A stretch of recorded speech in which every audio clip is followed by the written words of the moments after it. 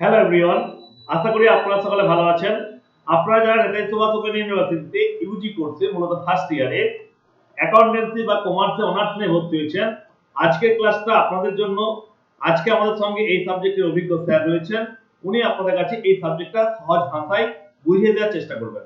তাই আপনারা যারা ক্লাসটা শেষ পর্যন্ত করবেন, আশা করি আপনাদের উপকারে লাগবে। আপনাদেরকে প্রথমে জানতে হবে এই সাবজেক্টের কোড কি। অ্যাকাউন্টেন্সি বা কমার্সে অনার্স নিয়ে যারা ভর্তি হয়েছেন, আপনাদের এই সাবজেক্টের কোড হবে সিসিসিও 0102, এইভাবে পেপার ওয়াইজ হবে। এর পাশাপাশি জানতে হবে এই সাবজেক্টে কোশ্চেন প্যাটার্ন কি রকম হয়। এই সাবজেক্টে কোশ্চেন প্যাটার্ন মূলত 10 নম্বরের কোশ্চেন থাকে এবং 6 নম্বরের কোশ্চেন থাকে। 10 নম্বরের ক্ষেত্রে কিন্তু পুরোটা যে 10 নম্বরে একটা কোশ্চেন হবে সেরকমও হয় না। মাঝে মধ্যে কি হয়, 8 + 2 = 10। তাই 10 নম্বরের কোশ্চেন থাকবে এবং 6 নম্বরের কোশ্চেন থাকবে। এটা হচ্ছে আপনাদের কোশ্চেন প্যাটার্ন। আশা করি আপনাদের কোশ্চেন প্যাটার্ন এবং সাবজেক্টের কোড সম্পর্কে ক্লিয়ার ধারণা দিতে পারলাম। আপনারা যারা অ্যাকাউন্টেন্সি অনার্স নিয়ে ভর্তি হয়েছেন, আপনাদের এই সাবজেক্টটা খুবই গুরুত্বপূর্ণ সাবজেক্ট। আশা করি আপনারা সেই জন্যই ভর্তি হয়েছেন। এবার এই সাবজেক্টের ক্ষেত্রে ক্যালকুলেশন পার্ট রয়েছে। অ্যাকাউন্টেন্সির যে ম্যাথমেটিক্স পার্ট রয়েছে বা আপনাদের অ্যাকাউন্টেন্সির যে ক্যালকুলেশন পার্ট রয়েছে, এইগুলো আপনাদেরকে কিন্তু একটু বুঝে নিতে হবে। তাহলে পরীক্ষার খাতায় এই সাবজেক্টের মতো মার্কস অন্য সাবজেক্টে কিন্তু পাওয়া যায় না। এই সাবজেক্টে যত সহজে ভালো মার্কস পাওয়া যায়, তাই আপনাদেরকে চেষ্টা করতে হবে এই সাবজেক্টে একটি ভালো মার্কস অ্যাচিভ করতে। আমরা আমাদের এই ক্লাসগুলোর মাধ্যমে আপনাদেরকে সেই সহযোগিতা করার চেষ্টা করব, সেই জন্যই আমাদের এই উদ্দেশ্য। যদি আপনারা আমাদের সংস্থার প্রিমিয়াম মেম্বারশিপ এখনো পর্যন্ত 500 পেমেন্ট করে না নিয়ে রাখেন, মাত্র 500 এর বিনিময়ে সারা বছর সমস্ত সাবজেক্টের ক্লাস পাবেন। এক্সট্রা টাকা লাগে না ক্লাস করার জন্য, মাত্র 500 লাগে। তার জন্য তিনটে উপায়। একটা আমাদের apps gateway of future, play store থেকে পেয়ে যাবেন। আমাদের ওয়েবসাইট gatewayoffuture.com বা আমাদের অফিস নম্বর 9126874858, যে কোনো একটা জায়গায় আপনি যোগাযোগ করতে পারেন। ধন্যবাদ। আজকে আমরা ক্লাসের বিষয়বস্তুতে ফিরে আসি। আজকে এই সাবজেক্টের বিষয়বস্তু নিয়ে আমাদের সঙ্গে যে স্যার উপস্থিত হয়েছেন, উনি আপনাদেরকে আলোচনা করবেন। মূলত আজকে সিসিসিও 01, যেটি আপনাদের থিওরি পেপার, এই সাবজেক্টের বিষয়বস্তু উনি আপনাদের সঙ্গে আজকে আলোচনা করছেন। পরের দিন আপনাদের যে পেপার রয়েছে সিসিসিও 02, 03, 04, এর মধ্যে আপনাদের যে ক্যালকুলেশন পার্ট রয়েছে, ম্যাথমেটিক্স পার্ট রয়েছে বা অ্যাকাউন্টেন্সির অঙ্কগুলো রয়েছে, এগুলো আমরা আপনাদের প্রেজেন্টেশনের মাধ্যমে, গ্রাফিক্যাল প্রেজেন্টেশনের মাধ্যমে আপনাদেরকে আমরা বোঝানোর চেষ্টা করব, যাতে করে ক্লাসটা আরো আপনাদের কাছে আকর্ষণীয় হয়ে ওঠে। চলুন আমরা স্যারকে আজ এই ক্লাসটি কন্টিনিউ করার জন্য আহ্বান করি। স্যার, আপনি ক্লাসটি কন্টিনিউ করুন।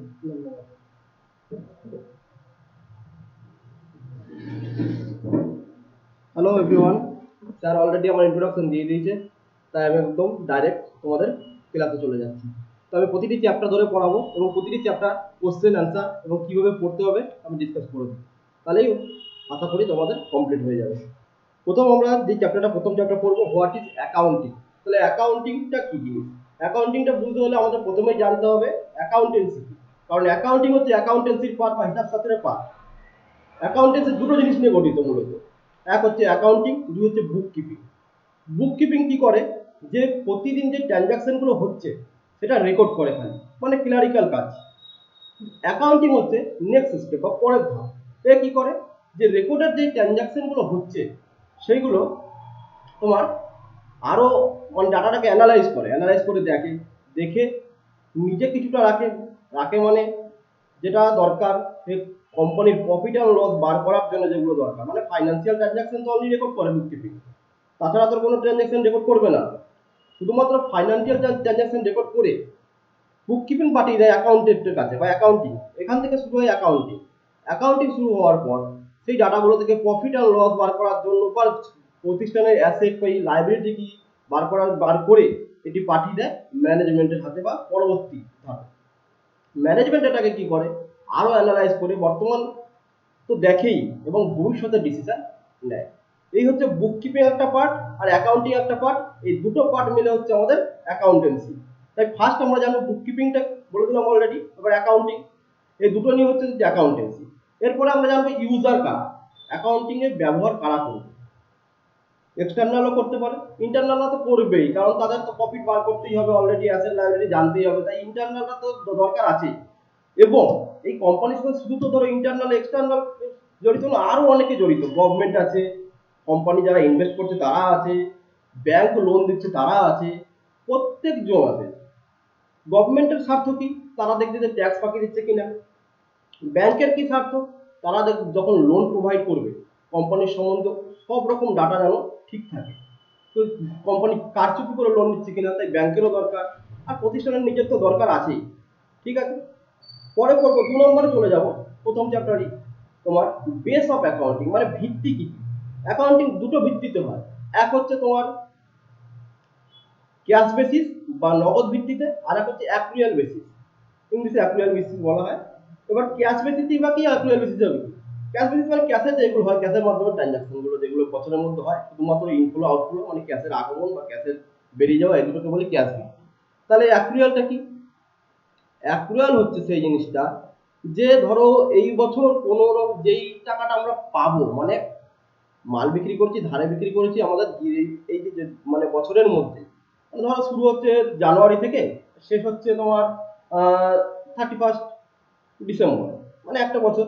এবার এই বছর যখন মাল বিক্রি করছি, ধরো যে কোনো একটা মাসে, মানে গোটা জানুয়ারি থেকে ডিসেম্বর অব্দি 12 মাসের মধ্যে যে কোনো একটা মাসের মধ্যে কি হয়েছে, মাল বিক্রি করেছি বা পণ্য বিক্রি করেছি। এবার আমার টাকাটা সেই মাসের মধ্যে রিকভার হওয়ার কথা, বাট হয়নি, বাকি আছে। কিন্তু আমরা যখন হিসাবটা ক্লোজ করব ওই 31 ডিসেম্বরে, তখন আমরা ওটা ধরে নিই, এটা হচ্ছে অ্যাকুয়াল বেসিস। সিমিলারলি ধারও হতে পারে আমার কাছে, এরকম মানে আমাকে দিতে হবে, আমি তো ধরো কারো কাছ থেকে মাল কিনে বিক্রি করি, তাই না, আমাকে যখন দিতে হবে আমিও সেইভাবেই করবো, যে অ্যাকুয়াল বেসিস আর ক্যাশ বেসিস। খুব একটা জটিল কিছু না, পারবে। মেন জটিল জায়গা যেখানে আসছি সেটা হচ্ছে অ্যাকাউন্টিং প্রিন্সিপাল। অ্যাকাউন্টিং প্রিন্সিপাল কি বা নীতি কি যেগুলো আছে, এর আবার দুটো ভাগ, কনসেপ্ট এবং কনভেনশন। এগুলো একটু জটিল, জটিল বলতে এই সেন্সে যে তোমরা গুলিয়ে ফেলো যে কনসেপ্টটা কি আর কনভেনশন কি, মানে অনেকটা সিমিলারিটি, যদিও সিমিলারিটি আছে কিন্তু দুটোর মানে আলাদা। কনভেনশন কিছু কি করে, আগে কনভেনশনটা পড়াচ্ছি, ঠিক আছে। যেটা তোমার মূলত কি করে, যে এদের গাইডলাইন দেয় রেকর্ড করার কিভাবে, মানে ফাইন্যান্সিয়াল ট্রানজাকশন যেগুলো ঘটছে প্রতিষ্ঠানে, রেকর্ড করার গাইডলাইন দেয়, ঠিক আছে। এবার যেমন আমাদের কনসিস্টেন্সি, কনসিস্টেন্সি অফ কনভেনশন, যেগুলো কনসিস্টেন্সি মানে বাংলা হচ্ছে আমাদের জানো একটা সমতা বজায় রাখা বা সঙ্গতি বজায় রাখা। ধরো এবছর আমি ডেপ্রিসিয়েশন, তোমরা আসতে পরে তাও একটু বলে নিই, ডেপ্রিসিয়েশন করছি ধরো যে কোনো, বা একটা ধরো আমার ওপেনিং ক্লোজিং স্টক বা ইনভেন্টরি যেটা ভ্যালুয়েশন আমি করছি, অনেক রকম মেথড তোমাদের আছে, পরে আসছি সেগুলো। অনেক রকম মেথড আছে, তুমি ধরো এই বছর একটা মেথড ইউজ করলে, পরের বছর অন্য একটা মেথড ইউজ করে দিলে, সেটা জানো না। কেননা যখন তুমি অন্য কোম্পানির সাথে তুমি নিজের কোম্পানি কম্পেয়ার করবে বা তুলনা করবে, সেটা হলে কি হবে, তুলনাটার কোনো ভিত্তি থাকবে না, একটা বেসে আসা দরকার, তো বেসে এলে তো তুলনাটা বেটার হয়, তাই না। তার জন্য কনসিস্টেন্সিটা খুব দরকার। এটা একটা প্লেয়ারের ক্ষেত্রেও বলে, যেমন বিরাট কোহলি একটা রান কনসিস্টেন্সি রাখে, তবে না তো তবে প্লেয়ার, সেরকম একটা কোম্পানির ক্ষেত্রে আমরা বলবো যে কনসিস্টেন্ট থাকে, সংগতি থাকে, যে এই বছর একটা মেথড ইউজ করলাম, পরের বছর চেঞ্জ করে দিলাম, তা না হয়, যেন একটা সেম মেথড ইউজ করি, যদি দরকার না পড়ে চেঞ্জ করবো না, সেটা কোম্পানির নিয়ম অনুযায়ী আছে। তারপর আসছি কনজারভেটিজম বা রক্ষণশীলতা, এরকম 3-4টে করলেই হয়ে যাবে। এবার চলে আসছে কনসেপ্ট। কনসেপ্ট কি, কনসেপ্ট যে গাইডলাইন তো সবসময় প্রোভাইড করেনি সব কিছুতে, তাই না, যেগুলোতে গাইডলাইন প্রোভাইড করলো না, তার মানে যে এটা না যে এটা রুলসের বাইরে, রুলস এটা এটাই আমরা অ্যাপ্লাই করে চলবো। কনসেপ্ট কনসেপ্ট আমাদের কাছে সেম জিনিস, মানে তোমার আমাদের অ্যাকাউন্টেন্সিতে অ্যাপ্লাই করতেই হবে, নাহলে হবে না। যেমন কনসেপ্টের মধ্যে কিছু কিছু কনসেপ্ট আছে, fund concept, entity concept, going concern concept, এগুলো তো ধরা হয়েছে বা মানা হয়েছে এবং ওটা মেনেই আমরা চলছি। যেমন এন্টিটি কনসেপ্টে কি বলা হয়েছে, যে কোম্পানি এবং মালিক দুটো আলাদা। কোম্পানি নিজে মালিক বা কৃত্রিম ব্যক্তি যেটাকে বলা হয়, ঠিক আছে। মালিকের সাথে কোনো সঙ্গ থাকবে না। ধরো কোম্পানি নিজে যেমন লোন নিল, কোম্পানি নিজের নামেই তো নিল, এবার শোধ করতে পারলো না, তাহলে মালিকের বাড়ি গিয়ে আমি আপনার বাড়ি ঘর বিক্রি করে আমাকে টাকা দিন, সেটা কোম্পানি বলতে পারে, কারণ কোম্পানি নিজে রেসপন্সিবল। এই জন্য বলা হয় এটা এন্টিটি কনসেপ্ট, এটা ধরা হয়, এই হচ্ছে concept. Similarly going concern concept মানে হচ্ছে ধরা হয় যে একটা কোম্পানি অনন্ত কাল ধরে চলবে, মানে ইনফিনিটি যদি বলি আর কি। এরকম প্রত্যেকটা কনসেপ্ট আর কনসিস্টেন্সি আলাদা, সরি, কনসেপ্ট এবং কনজারভেটিজম আলাদা আলাদা করে দেওয়া আছে। মানে তোমরা পার্থক্যটা জাস্ট দেখবে, তাহলেই অলরেডি সব হয়ে গেল। কারণ এটা আলাদা করে কিছু নাই, কারণ কটা নাম মনে রাখবে, যেমন এন্ট্রি কনসেপ্টের থেকে যদি বলে গেলাম এন্ট্রি কনসেপ্ট, ওয়েন concept concept, similarity, consistency, conservatism, disclosure. Disclosure মানে হচ্ছে মানে সবকিছু যেন দেখানো হয় ঠিকঠাক ভাবে, মানে কোনো কিছু যেন এমন ভাবে না রাখা হয় যে সন্দেহ বেড়ে যায় যে এর ভিতরে আর কি হচ্ছে, তাই না? এরপর তোমাদের মেন যেটাই আসবে পরে মানে চ্যাপ্টার 2 এর ক বা খ পরপর আসছে, আমি আর 1 2 করে আর বলছি না, মানে ক খ করে বলছি না, পরপর আমি চলে আসছি। Accounting, sorry, golden rule. তোমরা গোল্ডেন রুল কি হয় আশা করি অনেক জানো, টুয়েলভে তো পড়েছো, তাও একবার আমি বলে দিই। গোল্ডেন রুল হলো তোমার আমেরিকা যেটা সৃষ্টি করেছে, কি বলেছে যে সমস্ত অ্যাকাউন্টকে 3টে ভাগে ভাগ করে দিয়েছে, যে কে ডেবিট হবে কে ক্রেডিট হবে সেই জন্য, তাই তো? এখানে কি 3টে কি আছে তোমার? পার্সোনাল, রিয়েল আর নমিনাল। পার্সোনাল অ্যাকাউন্ট কি বললো, কারা কারা, যেগুলো নামিক হবে আর কি, ব্যক্তি বা কোম্পানি। এখানে ডেবিট ক্রেডিট কি হবে, যে যা আসে তা ডেবিট, যা যায় ক্রেডিট। রিয়েলও সেম, রিয়েল মানে হচ্ছে সম্পত্তিবাচক, সম্পত্তিতে যাই আমার আসছে তাই ডেবিট, যা করবো তাই ক্রেডিট। আর নমিনালে ঠিক উল্টোটা, মানে পার্সোনাল আর রিয়েল যেভাবে চলে, মানে যা আসে ডেবিট, অ্যাকচুয়ালি মিনিংটা হয় তাতে তোমার টাকা হোক বা পার্সোনাল দিকেই হোক, আর যা যায় ক্রেডিট। ঠিক নমিনাল উল্টো, তোমার এক্সপেন্ডিচার আর লস তাকে ডেবিট করে, ইনকাম বা গেনটাকে ক্রেডিট করে, ঠিক আছে? আমি আলাদাভাবে বোঝাচ্ছি না, বোর্ডে যদিও করা যায়, তবুও আমি পিপিটিতে পরবর্তী আরো তো ক্লাস নিচ্ছি, তোমাদের পিপিটিতে আমি এগুলো বুঝিয়ে দেবো, একদম সুন্দর করে করে দেওয়া আছে, অসুবিধা হবে না। আমাদের মোস্ট ইম্পর্টেন্ট এই চ্যাপ্টার এইটা হচ্ছে তোমাদের গোল্ডেন রুল। আরেকটা আছে cash discount versus trade discount. Cash discount কি আর ট্রেড ডিসকাউন্ট কি, এটা তো ভালো করে ইম্পর্টেন্ট করবেই, একদম শিওর।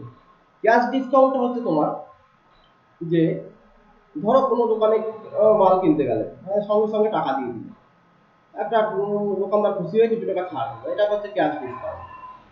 আর ট্রেড ডিসকাউন্ট কি? ট্রেড ডিসকাউন্ট হচ্ছে কোনো শপিং মলে বা কি গেলে দেখবে 20%, 10% অফ লেখা থাকে, যাই হোক, সেটা কি শুধুমাত্র তোমার জন্য? এটা তো সবার জন্য। এই জন্য এটা হচ্ছে ট্রেড ডিসকাউন্ট, মানে অল ওভার যা সবাইকে আমার দিতে হবে। কোনো কোম্পানি দেখা গেল 10% ছাড় দেয়, যেমন যদি কোনো ওষুধের কোম্পানি ধরি, যে যদি কোনো দোকান বা ইসে থেকে 15% ছাড় থাকে, তাহলে এটা সবার জন্য। তুমি ধারে নাও, দোকানের সাথে চেনা থাকলো বা পরিচয় থাকলো, ধারে তোমাকে দিল, তাহলে 50% ছাড় দেবে না, সে ছাড় দেবেই। তাহলে অল ওভার সবার জন্য যেটা, সেটা হচ্ছে ট্রেড ডিসকাউন্ট। আর ক্যাশ ডিসকাউন্ট কি? পার্টিকুলার কাউকে দিচ্ছে। ধরো তুমি যার কাছ থেকে প্রতি মানে সারা বছর ধরে তোমার প্রতিষ্ঠানের মালগুলো কেনো, ঠিক আছে, দিয়ে এবার তার ডেট দিচ্ছে যে আমার এপ্রিল মার্চের 31 মধ্যে আমাকে সব টাকা দিয়ে দাও। তুমি কি করলে, তুমি ফেব্রুয়ারিতে গিয়ে টাকা দিয়ে দাও সব টাকা। তাহলে কি হলো, সে একটু তোমার দোকানদার বা যার কাছ থেকে সে একটু খুশি হয়ে তোমাকে কিছু টাকা সঙ্গে সঙ্গে বলো এত টাকাটা লেস করে দিলাম ক্যাশ। এটা হচ্ছে ক্যাশ ডিসকাউন্ট। ডিফারেন্সটা আশা করি বোঝা গেছে। পরবর্তী 2-6 আমরা আসবো জার্নাল, জার্নাল নিয়ে। বিশেষ জাবেদা বা স্পেশাল জার্নাল এবং জার্নাল প্রপার, ঠিক আছে? আর এখান থেকে তোমরা দুটো জিনিস পড়বে, যে কোন জার্নালে কি রেকর্ড হয়। বিশেষ জার্নাল মানে বুঝতে পারছো বিশেষ কিছুই রেকর্ড হবে, আর জার্নাল প্রপার বা প্রকৃত বা সাধারণ জাবেদা। এবার এখানে কি কি রেকর্ড করা হয় আমি এটা একটু বলে দিই, এখানে এই কারণে এই কোশ্চেনটা খুব ইম্পর্টেন্ট, এখান থেকে আসবেই। কোন ধরনের লেনদেনগুলি সাধারণ জাবেদা, মানে জার্নাল পেপারে রেকর্ড হয়। এখানে মূলত তোমার ছ ধরনের জার্নাল, জার্নাল পেপারে বা প্রকৃত জার্নাল বা সাধারণ জার্নালে রেকর্ড করা হয়। একটু মনে রাখো: opening entry, closing entry, adjustment entry, rectification entry, transfer entry, residual entry. বোঝা গেল? আরেকবার আমি বলে দিচ্ছি: opening entry, closing entry, adjusting entry, rectification entry, transfer entry, residual entry. এই কটা হলো তোমার যে জার্নাল পেপারে রেকর্ড করা হয়। আশা করছি এই চ্যাপ্টারটাতে মোটামুটি ইজি হয়ে যাচ্ছে, অনেকটা অসুবিধা হচ্ছে না। কি কি পড়তে হবে, কোথায় গিয়ে পড়তে হবে আর দেখতে হবে না, ডাইরেক্ট গিয়ে যে কোনো কোশ্চেনগুলো বলছি যার অ্যান্সারগুলো তোমরা বুঝতে অসুবিধা হচ্ছে, মানে পড়ছো কিন্তু যে ভিতরে জিনিসটা কি সেটা তো আর বুঝতে পারছো না, এটা আবার ক্লিয়ার হয়ে যাবে আশা করি, এবার দেখলেই একবার হয়ে কমপ্লিট হয়ে যাবে, তাই না? এরপরে আমি চ্যাপ্টার 3-এ চলে আসি।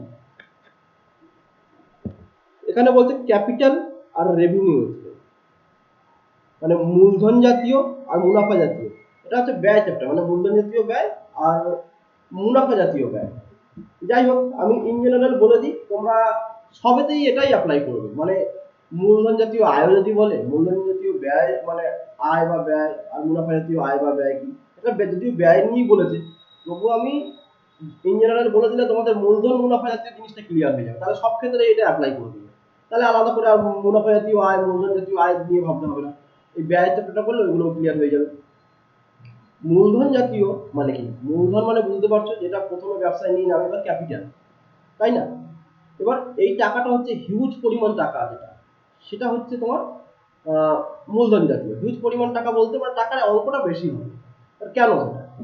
কারণ হচ্ছে কি, ধরো তুমি যেটা ক্যাপিটাল নিয়ে এলে, সেই তো আর সঙ্গে সঙ্গে ব্যবসা শুরু করতে পারবে না। একটা বিল্ডিং বা একটা ফ্যাক্টরি কিনলে, মেশিন কিনলে, এগুলো নিয়ে তো আমার প্রসেস শুরু হবে, তাই না, ব্যবসায়? তাহলে মূলধন জাতীয় বলতে হচ্ছে হিউজ পরিমাণ ইনভেস্টমেন্ট, এবং ওই ইনভেস্টমেন্ট থেকে যে রিটার্নটা পাবো সেটা 1 ইয়ারে শেষ হবে না। কথাটা মনে রাখবে, যে ওই ইনভেস্টমেন্ট থেকে যে রিটার্নটা পাবো সেটা 1 ইয়ারে শেষ হবে না। মানে হ্যাঁ, শেষ তো একটা শেষ সময় হবেই, কিন্তু সেটার মানে ভ্যালুটা বা যে রিটার্নটা আমরা পাবো মোর দ্যান যেন 1 ইয়ার। যেমন একটা মেশিন যদি আমরা কিনি আজকে, সেই মেশিনটা তো 1 বছরের মধ্যে মানে নষ্ট হয়ে যাবে না। আশা করবো যে মোটামুটি 3-4 বছর চলবে, তারপর রিপ্লেস বা নতুন করে কিনবো, তাই না? তাহলে কি, সেই মেশিনটা উৎপাদনশীলতা আস্তে আস্তে কমে যাবে, আমরা তখন বিক্রি করবো। তার মানে কি, মেশিনটা থেকে যে রিটার্নটা দিচ্ছে, মানে যেই আমরা প্রোডাক্টগুলো তৈরি করছি, সেটা তো ধরো 1 বছরের বেশি ধরেই মানে হবে, তাই না? এই হচ্ছে মূলধন জাতি। আরো ধরো বাড়ি, মানে একটা ঘর বা বাড়ি কিনলে, তা তো 1 বছরে ভেঙে পড়বে, তা তো না। সেরকম তুমি এই করলে যে ওই বাড়িটা তুমি মোর দ্যান 1 ইয়ার বা অনেক বছর ধরে থাকতে পারবে। আস্তে আস্তে সেটা কমজোরি হবে, সেটা আমরা ডেপ্রিসিয়েশন করবো, তখন আমরা বুঝিয়ে দেবো ডেপ্রিসিয়েশন, ঠিক আছে? তাহলে বুঝতে পারলে হিউজ পরিমাণ ইনভেস্টমেন্ট হবে, মানে টাকার অ্যামাউন্ট অনেক বেশি থাকবে। দ্বিতীয়ত, তার রিটার্নটা বা তার যেখান থেকে আমরা ইকোনমিক ভ্যালু জেনারেট যেখান থেকে করছি, 1 ইয়ারে শেষ হবে না। এই হচ্ছে দুটো কথা মনে রাখবে। তাহলে স্যার তাহলে মুনাফা জাতীয় কথাটা অনেকটা এক টাইপের শোনাচ্ছে, একটু ভালো করে শোনো। মূলধন জাতীয় মানে ক্যাপিটাল, আর মুনাফা জাতীয় মানে রেভিনিউ। রেভিনিউ মানে প্রতিষ্ঠানের দৈনন্দিন যেগুলো ঘটছে। মুনাফা জাতীয় ব্যয় মানে প্রতিষ্ঠানে ধরো এই সেলস করছি, সেল করলে কি যেটা হচ্ছে সেটা হচ্ছে মুনাফা জাতীয় আয়। আর ব্যয় কোনগুলো? পারচেস করছি, যেগুলো আমার মানে প্রতিদিন যেটা করছি, মানে আমার কোম্পানি তৈরি করার জন্য যে ধরো আমি কোনো একটা পেন তৈরি করছি, তাহলে আমাকে যে ম্যাটেরিয়াল গুলো কিনতে হচ্ছে পেনের জন্য, ওই সিজ বা নি, এগুলো যেগুলো কিনতে হচ্ছে, কিনে হয় অ্যাসেম্বলও করতে পারি, আমি তৈরিও করতে পারি, ঠিক আছে, দুটোই হয়। এবার এই যে পার ডে যেইটা খরচা হচ্ছে ওই পার্টিকুলার প্রোডাক্টটা তৈরি করার জন্য আমার, সেটা হচ্ছে মুনাফা জাতীয়। ব্যয়ের ক্ষেত্রে ব্যয়, আয়ের ক্ষেত্রে আয়, আলাদা করে আর বলছি না। পার্চেস ফার্চেস যেগুলো আছে তোমার, সেলস করলে তোমার ওগুলো হচ্ছে। বোঝা গেল মূলধন জাতীয় আর মুনাফা জাতীয়। তাহলে এটা কি, প্রথম কথা বললাম ওটা ক্যাপিটালের ক্ষেত্রে কি বললাম, বা মূলধন জাতীয় ক্ষেত্রে কি বললাম, যে 1 বছরে বেনিফিটটা শেষ হবে না এবং হিউজ ইনভেস্টমেন্ট। তাহলে মুনাফা কি হবে, পার্টটা যেহেতু করছি, ইনভেস্টমেন্ট বা টাকাটা অ্যামাউন্ট অনেক কম। দ্বিতীয় কথা হচ্ছে 1 ইয়ারের মধ্যেই এর লাগবে না, তার আগেই ভ্যালুটা জেনারেট করে শেষ হয়ে যাবে। বোঝা গেল দুটো? এই হচ্ছে দুজনের ডিফারেন্স। একবার ডিফারেন্স বললে তোমাদের সবকিছু ক্লিয়ার হবে। যেমন ওই তোমার বললাম কনসিস্টেন্সি আর কনভেনশন, আবার পড়লেই ক্লিয়ার হবে। এগুলো আবার অনেক নামেও ডাকা হয়, কিন্তু ওগুলো একটু মনে রাখবে। যেমন পস্টুলেটেড, ডক্টরিং, এই নামগুলো হয় তোমার ওই কনসেপ্টের ক্ষেত্রে। এই নামগুলো মনে রাখবে, কারণ অনেক সময় কনফিউজ করার জন্য সেম নাম দেয়, এবার নামটা হয়তো তোমরা ভুলে গেছো সেই মুহূর্তে, কনসেপ্ট বলেনি, কনসেপ্টের জায়গায় অন্য কিছু বলবে, ঠিক আছে? সেটা যেন না হয়, সেম নামগুলো দেখে নিও, জিনিসটা তো একই। তাহলে মূলধন জাতীয়, মুনাফা জাতীয় আশা করি বোঝা গেছে। এরপর নেক্সট কোশ্চেন করব, এটা খুব ইম্পর্টেন্ট, ভালো বুঝে নাও। ডিফার্ড রেভিনিউ এক্সপেন্ডিচার বা বিলম্বিত মুনাফা জাতীয় ব্যয়। ভালো করে আরেকবার বলছি, ডিফার্ড রেভিনিউ এক্সপেন্ডিচার বা বিলম্বিত মুনাফা জাতীয় ব্যয়। এটা কিন্তু খুব ইম্পর্টেন্ট, পড়বেই। তো জিনিসটা কি, বিলম্বিত মুনাফা জাতীয় মানে কি বলতে চাইছি, যে হয় ক্যাপিটাল নয় রেভিনিউ, এর মাঝখানে আবার জিনিসটা কি। ডিফার্ড রেভিনিউ মানে হচ্ছে কি, ধরো তুমি এই আজকে অ্যাডভার্টাইজ দিচ্ছ তোমার কোনো একটা প্রোডাক্টকে, তুমি বাইরে প্রচার করছো এটা, ঠিক আছে? এবার ওই প্রচারটা দেখছে, ওটাকে আমরা বলছি রেভিনিউ এক্সপেন্ডিচার, কারণ খুব বেশি অ্যামাউন্ট লাগে না, তাই তো, তাই জন্য আবার। কিন্তু ওই অ্যাডভার্টাইজটা দেখে যে মানুষজন তোমার কাছে কিনতে আসছে সেটা 1 ইয়ারে কি শেষ হচ্ছে? মানে 1 বছর পরেও তো কেউ দেখে তোমার কাছে আসতে পারে। তাই এটাকে বলছি ডিফার্ড রেভিনিউ এক্সপেন্ডিচার। এর কতগুলো তোমার এক্সাম্পল মনে রাখবে, যেমন প্রিলিমিনারি এক্সপেন্সেস বা রিসার্চ বা এক্সামিনেশন, যেগুলো গবেষণা এবং পরীক্ষামূলক যেগুলো আছে, এই এক্সাম্পলগুলো মনে রাখবে, খুব পারফেক্ট। পরবর্তী তোমাদের চ্যাপ্টার চলে যাচ্ছি, ডেপ্রিসিয়েশন। এটা একটু ভালো করে বুঝবে, অনেকে বলে এটা টাফ, যদিও কিছুই না, একদম ইজি। হ্যাঁ, অঙ্ক পড়াবো বা থিওরির সাথে সাথে। থিওরি গুলো করি, একটা ক্লাসে ধরো সব শেষ হবে না। এবার হ্যাঁ, বইটা আমি যত তাড়াতাড়ি পারি এগুলো মানে পরপর ক্লাস করিয়ে শেষ করে দেবো। এবার বলি ডেপ্রিসিয়েশন। ডেপ্রিসিয়েশনের অনেক মেথড আছে, 9টা, কোনো মেথডে 11টাও হয়। তোমাদের মেনলি দুটো করলেই আশা করছি হয়ে যাবে। সেই দুটো কি কি একটু ভালো করে দেখে নাও। প্রথমে একটু বুঝে নিই ডেপ্রিসিয়েশনটা কি। ডেপ্রিসিয়েশনটা মনে হচ্ছে অ্যাসেটের ক্ষয় বা ক্ষতি, মানে পার ডে যে তোমার মেশিনটা চলছে, কিন্তু একটা মেশিন চলছে, মানে যে ফ্যাক্টরিতে তোমার যে মেশিনটা আছে, তাই না, সেই মেশিনটা চলার জন্য প্রতিদিন যে তোমার একটা ক্ষয় হচ্ছে মেশিনটা, সেই হিসাবটাকে রাখতে হচ্ছে, সেটাকে বলছি ডেপ্রিসিয়েশন। যেমন একটা বাড়ি, তুমি বাড়ি যখন বিক্রি করছো বা বাড়ি কিনছো, তা তো আস্তে আস্তে আস্তে করে তার বাড়ির মানে একটা ক্ষমতাটা কমে যাচ্ছে দিন দিন, তাই না? পার্টটা তো তার বাড়ির একটা হয়, ক্ষমতা কমে। বা গাড়ি, তুমি গাড়ি প্রতিদিন চললে কি হয়, গাড়ির তো একটা ক্ষয়ক্ষতি হয়, তাই না? মেনটেন্স করতেই হয় আমাদের। তা ফ্যাক্টরি বা কোম্পানির ক্ষেত্রে কি হয়, ওদের একটা মেশিন বা একটা কিনলো বড় কিছু ইনভেস্টমেন্ট করে, সেটা একটা লাইফ অবধি ওদের বলে দেয় যে যাবে, তারপর স্ক্র্যাপ হয়ে যাবে, মানে 3 বা আমার কাছে বিক্রি করার মতো পর্যায়ে পৌঁছে যাবে আর কি। তা সেইটা কতটা পরিমাণ, সেটাই আমরা ডেপ্রিসিয়েশনের মাধ্যমে মানে হিসাব করে রাখবো। এবার কেন করবো, প্রথমত এর জন্য আগে কোনো কোম্পানি প্রথম যখন হয়েছিল তখন অতটা করা হয়নি, কিন্তু এখন বাধ্যতামূলক, প্রত্যেকটা কোম্পানিকে ডেপ্রিসিয়েশন করতেই হয়, ঠিক আছে? এবার এখানে কারচুপি হয়, তার জন্য আমাদের কোম্পানি আর 2013 অনেক কিছু বলে দিয়েছে, মানে কোন মেশিনে কত পার্সেন্ট ডেপ্রিসিয়েশন, কি মেথডে করতে হবে, সবকিছু ওখানে বলা আছে। মানে এই কারণে বলা আছে, ধরো তোমার মেশিনটা তুমি বেশি বেশি ডেপ্রিসিয়েশন করছো, অ্যাকচুয়ালি ডেপ্রিসিয়েশন তো একটা এক্সপেন্সেস, তাই না?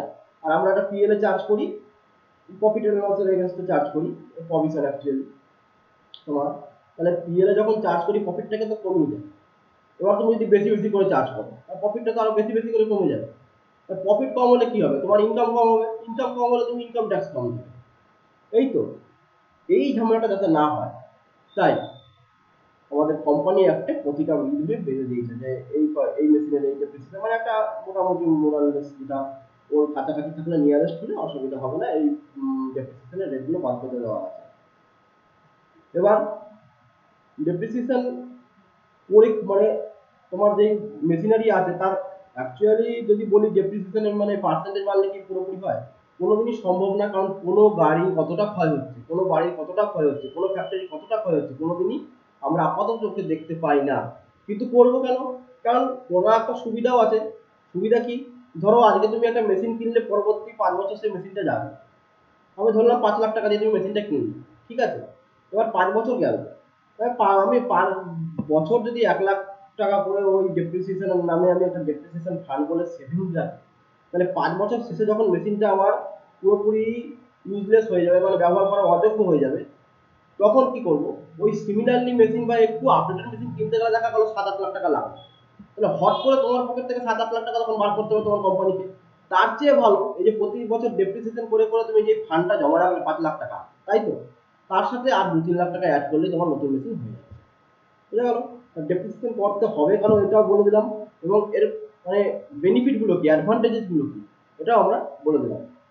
তাহলে ফিচার ডেপ্রিসিয়েশনের কি কি, ডেপ্রিসিয়েশন কাকে বলে, এর অ্যাডভান্টেজ ডিসঅ্যাডভান্টেজ, ঠিক আছে? এরপর আমি কি বললাম যে টোটাল 9টা বা 11টা মেথড আছে, তার মধ্যে আমরা দুটো মেথড শিখব। এক হচ্ছে স্টেপ লাইন মেথড, আর হচ্ছে diminishing line method. Step line বা সরলরৈখিক বলা হয়, স্থির কিস্তি পদ্ধতিও বলা হয়, ঠিক আছে? আর ডিমিনিশিং হচ্ছে তোমার কি বলে, ওই ক্রমহ্রাসমান আর কি। দুটো মেথড, দুটো মেথডের অঙ্ক একটা বই আমি একটু দেখিয়ে দিই, সুবিধা হবে তোমাদের।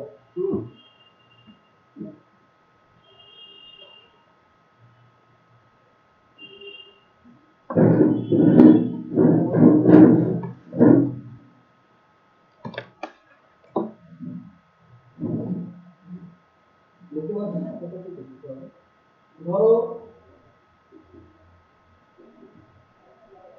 5 লাখ টাকা দিয়ে একটা মেশিন কিনছো, 5 লাখ টাকা দিয়ে যখন মেশিন কিনছো, পার ইয়ার, আমি বললাম যে ইয়ারে তোমার শুনতে পাচ্ছ, যদি দেখতে না পাও শুনতে পাবো, শব্দ ভুলে যাবে। পার, এটা লাইফ হচ্ছে, এই মেশিনটার লাইফ হচ্ছে 5 বছর, মানে 5 বছর যাবে এই মেশিনটা, বোঝা গেল? এবার পার ইয়ার ডেপ্রিসিয়েশন করব, ডিইপিএডি করি আমরা, ডেপ্রিসিয়েশন পার ইয়ার ভ্যালু মাইনাস স্ক্র্যাপ ভ্যালু, মানে বছর যখন তিন বাগানো এবং আবার ইউজলেস হয়ে যাবে, তখন যখন বিক্রি করব, তখন যে ভ্যালুটা পাবো সেটাকে বলে স্ক্র্যাপ ভ্যালু। আর এটা হচ্ছে লাইফ অফ দি মেশিন। আর আমরা বলে দিই value minus scrap value divide by life of the machine. এবার 5 লাখ টাকা হচ্ছে মেশিনের ভ্যালু, মুখে মুখে হয়ে যাবে, হিসাব করার দরকার নেই। স্ক্র্যাপ ভ্যালু ধরলাম কিছু নেই, লাইফ বললাম 5, তাহলে ডেপ্রিসিয়েশন হলো 1 লাখ পার ইয়ার। ডেপ্রিসিয়েশন হলো 1 লাখ পার ইয়ার। তার মানে হচ্ছে যে প্রতি বছরে, দেখো ডেপ্রিসিয়েশন অ্যামাউন্টটা প্রতি বছরে সেম থাকবে, ডেপ্রিসিয়েশন অ্যামাউন্টটা প্রতি বছর সেম থাকছে বলেই এটাকে বলা হচ্ছে সরলরৈখিক বা স্ট্রেট লাইন বা ফিক্সড মেথড। বোঝা গেছে? কারণ প্রতি বছর ডেপ্রিসিয়েশনটা সেম রাখছি বলেই এই মেথডটা এরকম না। তাহলে ডিমিনিশিং স্যার কি? ডিমিনিশিং এ তোমাকে যখন দেবে তখন প্রতি বছর ডেপ্রিসিয়েশন অ্যামাউন্টটা চেঞ্জ হবে। কিভাবে? সিমিলারলি যদি এই অঙ্কটাই আমরা নিয়ে নিই, ঠিক আছে, এই অঙ্কটাই আমাদের থাকলো যে তোমার মেশিনের দাম 5 ইয়ার, এবার এক্ষেত্রে বলে দিল, এক্ষেত্রে ডেপ্রিসিয়েশনের পার্সেন্টেজটা খালি বলে দিল, depreciation at the rate of 10%, depreciation at the rate of 10%। তাহলে বলতে কি বলে অ্যামাউন্ট অফ ডেপ্রিসিয়েশন কত হবে ফার্স্ট ইয়ার? ফার্স্ট ইয়ারে তোমার ডেপ্রিসিয়েশনের অ্যামাউন্ট হবে 5 লাখ into 10%, একশো কমে দাও 50,000।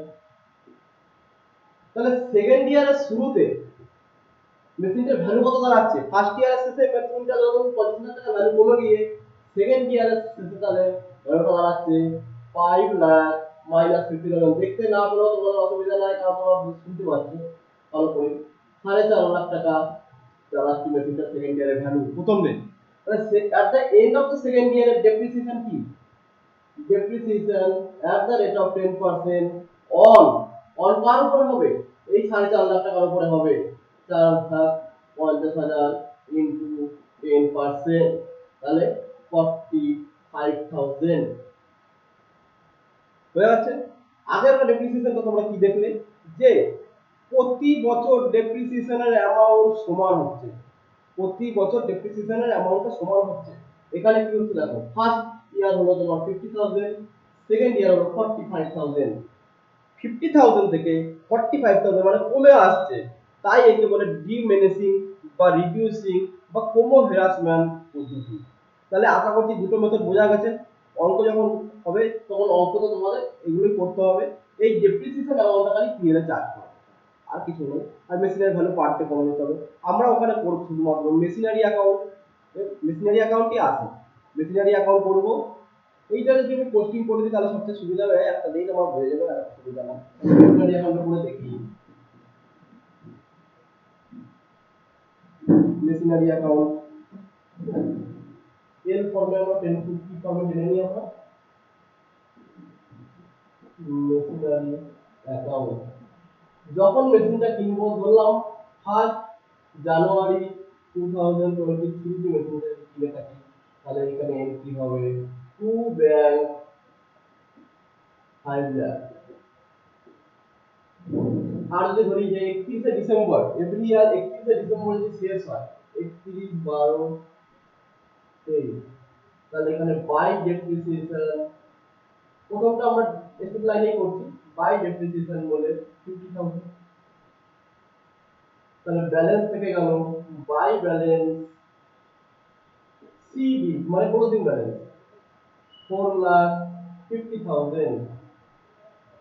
টেনে দিলে যেরকম 5 লাখ হয় তাহলে টার্মিনাল অ্যাকাউন্টিং ব্যালেন্স 5 লাখ এখানে 5 লাখ হয়ে গেল। এবার এই 31 ডিসেম্বর 2026 শেষ হলে এখানে শুরু হবে 1/1/24 টু ব্যালেন্স বিডি বলে বিডি মানে ফর ওপেনিং ব্যালেন্স কত থেকে শুরু হবে 4.5 লাখ। আবার 31 ডিসেম্বর 24 এ আমরা ডেপ্রিসিয়েশন চার্জ করব বাই ডিইপি বলে বা ডেপ্রিসিয়েশন বলে 50,000। ভালো করে বুঝবে এখানে 50,000 কেন হলো। 50,000 এই কারণে হলো, এটা স্টেট লাইন মেথডে বললাম, বোঝা গেল। 50,000 এই কারণে বললাম স্টেট লাইন মেথডে। যদি সিমিলার এই অঙ্কটাই আমরা করি, কোন জায়গাগুলো চেঞ্জ হবে? শুধুমাত্র ডেপ্রিসিয়েশন অ্যামাউন্টটা চেঞ্জ হবে। কি হবে? ডেপ্রিসিয়েশন অ্যামাউন্টটা চেঞ্জ হয়ে কত আসবে তোমার? শুধুমাত্র এই যে প্রথম ডেপ্রিসিয়েশন তো সেমই থাকবে, যেটা 10% রেটে বললাম আমি। তাহলে শুধুমাত্র এই যে 50,000 জায়গায় এখানে 45,000 আসবে, আর কিছুই না। সেম এন্ট্রি সেম, সবই সেম, জার্নালও সেম হবে। মানে জার্নাল তো লেজার কিছু তো, লেজার তো লেখাগুলো সেম হবে, খালি অ্যামাউন্টের চেঞ্জ হবে প্রতি বছর। ঠিক আছে, আর কিছু না। দুটো আশা করছি দুটোর মধ্যে তোমরা পার্থক্য বুঝে গেছো। যেগুলো আজকে পড়ালাম আরেকবার ডিসকাস করে দিই যে অ্যাকাউন্টিং কি। অ্যাকাউন্টিং হচ্ছে তোমার অ্যাকাউন্টেন্সির একটা পার্ট, যেটা বুক কিপিং এর পর থেকে স্টার্ট হয়। বুক কিপিং আর অ্যাকাউন্টিং এর পার্থক্যটা একটু বলে দিই। যেটা হচ্ছে বুক কিপিং কারা করে? ক্লার্কিয়াল, যারা তোমার মানে প্রতিষ্ঠানে তো রিপোর্ট করার জন্য একজন ব্যক্তি থাকবেই, তাই না? ক্লার্ক যেগুলো পার ডে যেগুলো করে ক্লারিক্যাল জব। আবার অ্যাকাউন্টিং তারপরেরটা, মানে ম্যানেজমেন্ট বা এর চেয়ে বড় পদে যারা আছে তারা পর্যন্ত আর কি অ্যাকাউন্টিং এর পার্টটা কমপ্লিট করে নেয়। ঠিক আছে, অ্যাকাউন্টেন্সি মানে বুক অ্যাকাউন্টেন্সি দুটো পার্ট, অ্যাকাউন্টিং আর তোমার হচ্ছে বুক কিপিং, এদের পার্থক্য। তারপর ইউজার গেল, তারপর বেসিস হয়ে গেল, তারপর করবো কনসেপ্ট এন্ড কনভেনশন বলে দিলাম অলরেডি। তারপর গোল্ডেন রুল। গোল্ডেন রুলটা তোমাদের আমি তোমার টেস্ট বলে দিই যে তিনটে অ্যাকাউন্ট ডেবিট ক্রেডিটের ব্যাপারটা একবার আমি তোমাদের বোর্ডে দেখিয়ে দিলে সবচেয়ে সুবিধা হবে।